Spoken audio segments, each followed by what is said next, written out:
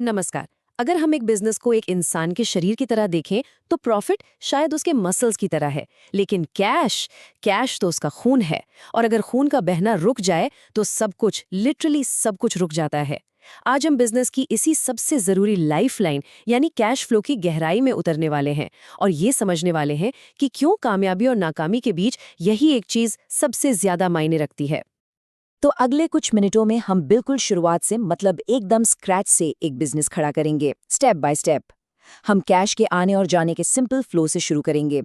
फिर हम उस राज को खोलेंगे जिससे कंपनीज असल में वैल्यू बनाती हैं। इसके बाद हम देखेंगे कि बिजनेस ग्रो कैसे करते हैं, फाइनेंसिंग और रिस्क को कैसे संभालते हैं, और फिर हम बिजनेस के इंजन रूम के अंदर चलेंगे जिसे कहते हैं वर्किंग कैपिटल साइकिल। और अंत में हम उस सबसे बड़े सवाल का जवाब देंगे, बिजनेसेस आखिर फेल क्यों होते हैं। ठीक है, तो चलिए शुरू करते हैं और इसकी शुरुआत एक बहुत ही बुनियादी, एक फंडामेंटल सवाल से करनी होगी। जरा एक पल के लिए सोचिए, किसी भी बिजनेस का असली मकसद क्या है?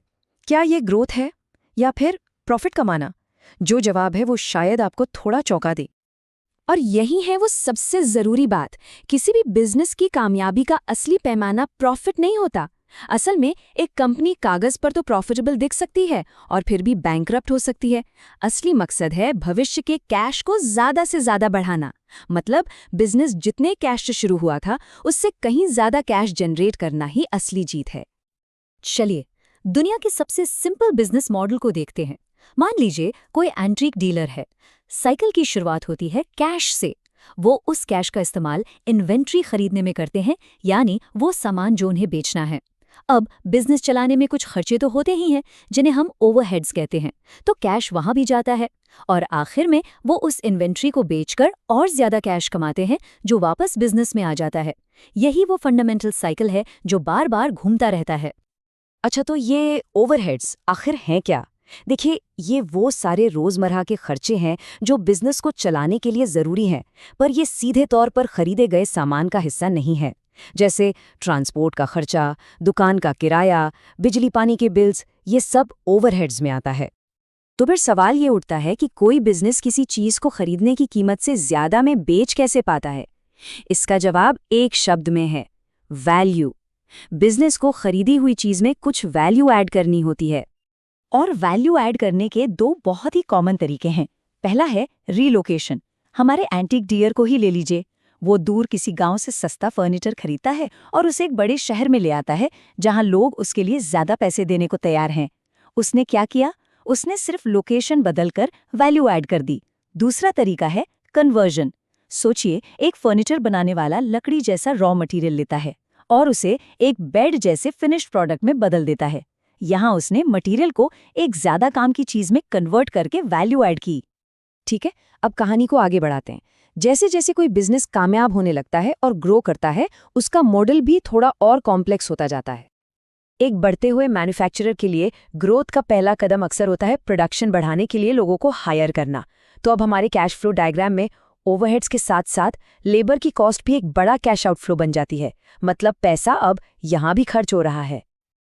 पर रुकिए, ये फैसला हमेशा एक जैसा नहीं होता। ये इकोनॉमिक एनवायरनमेंट पर बहुत डिपेंड करता है। जैसे केन्या के नैरोबी में, जहां लेबर सस्ती है और आसानी से मिल जाती है, वहां ज्यादा लोगों को हायर करना एक स्मार्ट मूव है। लेकिन जर्मनी के म्यूनिक में, जहां लेबर बहुत महंगी है, वहां बिजनेस शायद मशीनरी यानी फिक्स्ड एसेट्स में इन्वेस्ट करना बेहतर समझेगा। फैसला कॉस्ट और एफिशिएंसी पर डिपेंड करता है। तो असल में जैसे जैसे कोई भी बिजनेस बड़ा होता है, वो अपनी जरूरत के हिसाब से लेबर और फिक्स्ड एसेट्स जैसे मशीन्स, बिल्डिंग्स, कंप्यूटर्स, इन दोनों का एक मिक्स इस्तेमाल करता है। और ये दोनों ही बिजनेस से बाहर जाने वाले कैश का हिस्सा बन जाते हैं। और देखिए, ग्रोथ के साथ आता है रिस्क। जैसे जैसे बिजनेस बड़ा होता है, ओनर्स के लिए भी रिस्क बढ़ता जाता है। तो इस स्टेज पर बिजनेस को एक फॉर्मल स्ट्रक्चर देना एक बहुत ही समझदारी का कदम होता है। एक लिमिटेड कंपनी बनाने से ओनर्स अपने पर्सनल एसेट्स को बिजनेस के रिस्क से बचा सकते हैं और एक कंपनी बाहर से पैसा भी उठा सकती है। इसके दो मेन सोर्सेज हैं। पहला इक्विटी, जो मालिकों या इन्वेस्टर्स से आता है, और दूसरा डेट, जो बैंक्स जैसे लेंडर्स से कर्ज के रूप में मिलता है। ये दोनों ही बिजनेस के लिए कैश के बड़े सोर्सेज बन जाते हैं। लेकिन हाँ, ये नया पैसा मुफ्त में नहीं आता, ये अपने साथ नए कैश आउटफ्लोज भी लेकर आता है, जैसे लेंडर्स को कर्ज पर दिया जाने वाला इंटरेस्ट, शेयर होल्डर्स यानी मालिकों को उनके इन्वेस्टमेंट के रिवॉर्ड के तौर पर दिए जाने वाले डिविडेंड्स, और हाँ, सरकार को प्रॉफिट पर दिया जाने वाला टैक्सेशन। तो अब तक हमने बिजनेस का पूरा ढांचा तैयार कर लिया है और अब हम आ गए हैं बिजनेस कैश फ्लो के सबसे एक्टिव, सबसे वॉलेटाइल और सबसे ज़रूरी हिस्से पर। ये बिजनेस का असली इंजन रूम है। देखिए, असल दुनिया में बिजनेस न तो तुरंत पेमेंट करते हैं और न ही उन्हें तुरंत पेमेंट मिलती है। ज्यादातर काम क्रेडिट यानी उधार पर चलता है। इससे दो नई चीजें हमारे मॉडल में आ जाती हैं, डेटर्स यानी वो कस्टमर्स जिनसे हमें पैसा लेना है, और क्रेडिटर्स यानी वो सप्लायर्स जिनको हमें पैसा देना है।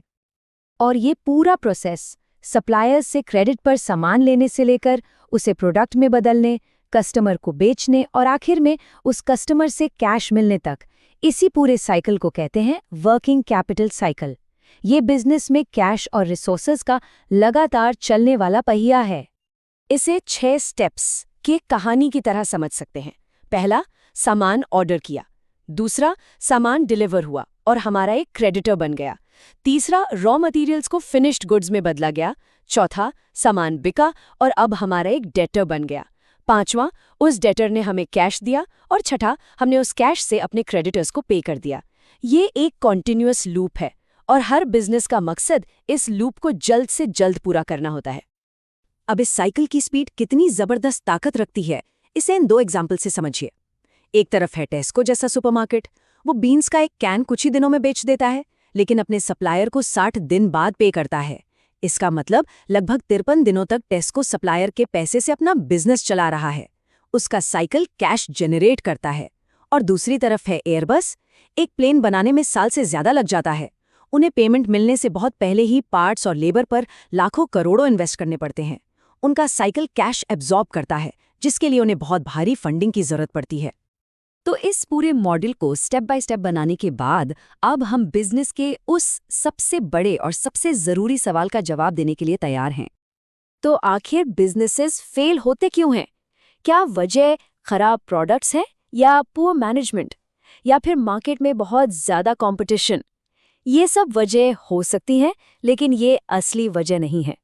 सच तो ये है कि इन सभी परेशानियों के पीछे सिर्फ और सिर्फ एक ही असली वजह होती है, वो कैश से बाहर हो जाते हैं।